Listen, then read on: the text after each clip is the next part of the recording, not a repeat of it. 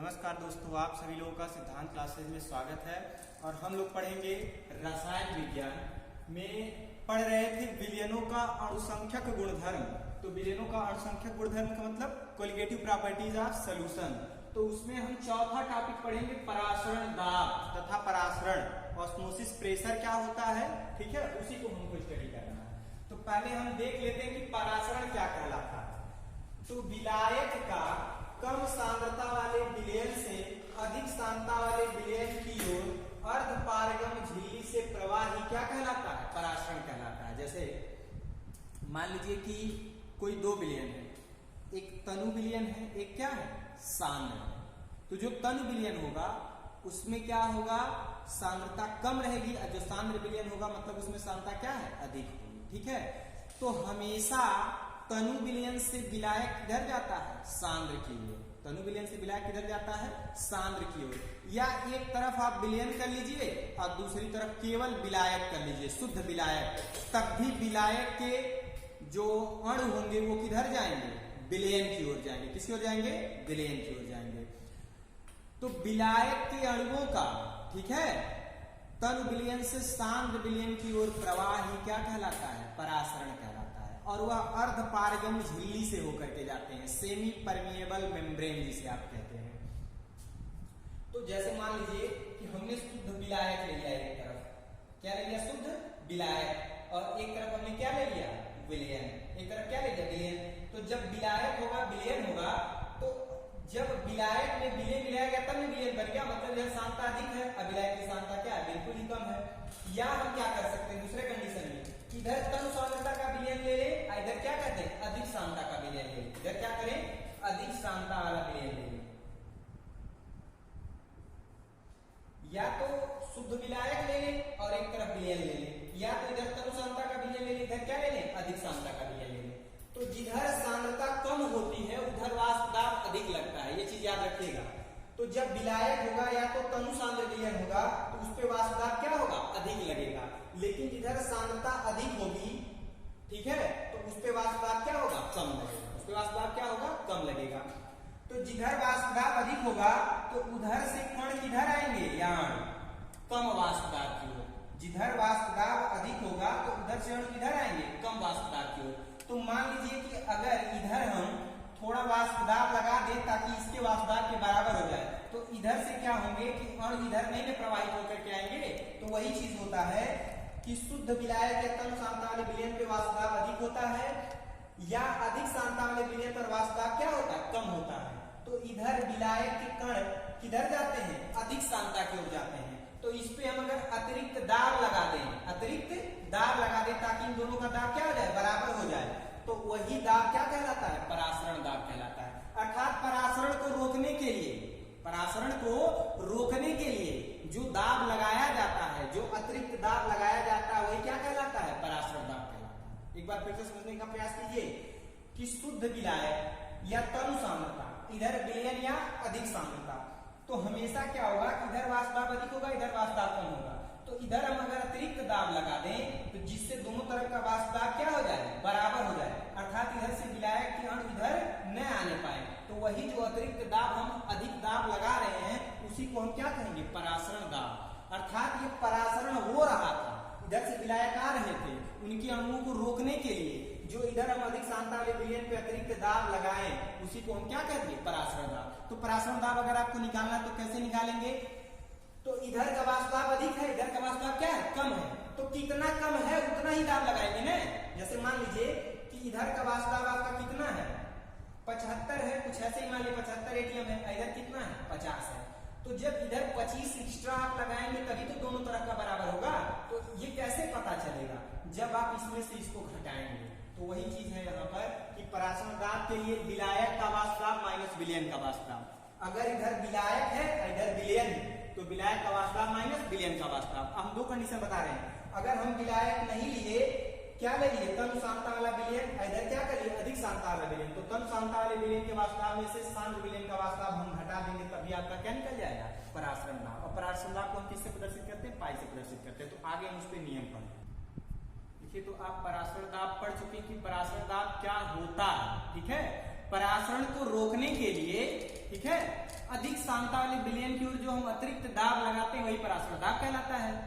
परासरण को रोकने के लिए, मतलब जो विलायक के अणु जाते हैं अधिक सांद्रता की ओर, उसको रोकने के लिए जो हम अतिरिक्त दाब लगाते हैं विलयन पर, वही क्या कहलाता है? परासरण दाब कहलाता है। तो परासरण दाब के जो नियम है उनको भी हमको पढ़ना जरूरी है।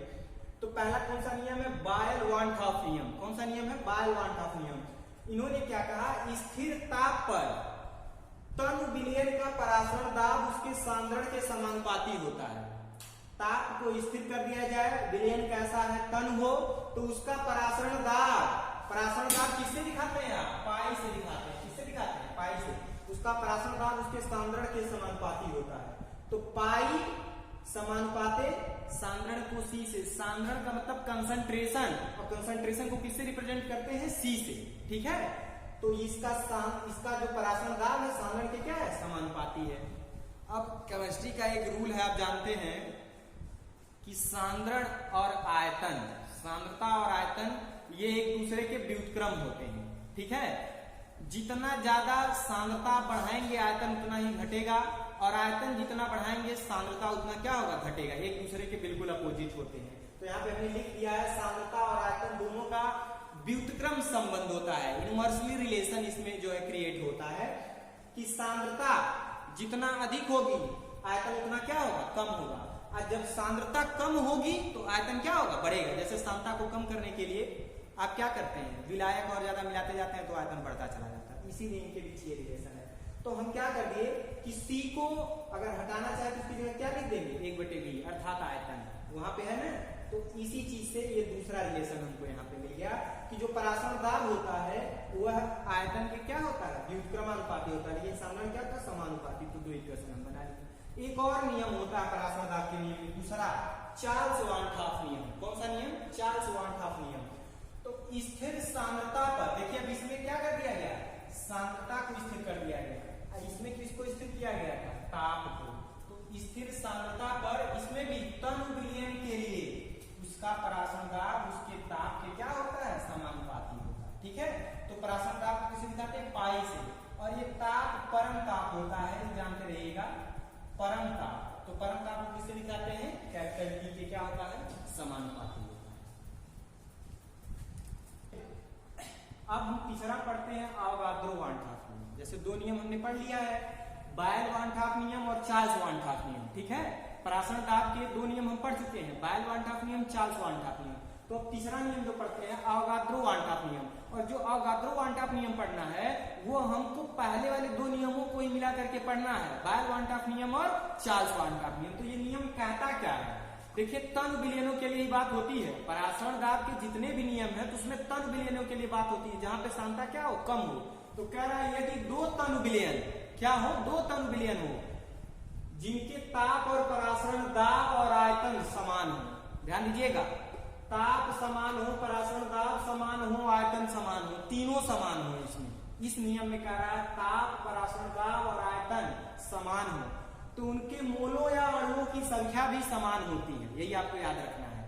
तो पहले बायल-वान-टॉफ नियम लिख लीजिए। बायल-वान-टॉफ नियम यही है कि परासरण दाब आयतन के क्या था? व्युत्क्रमानुपाती, और सांद्रता के क्या था? समानुपाती। तो हम आयतन वाला ले लिए क्योंकि इसमें आयतन है।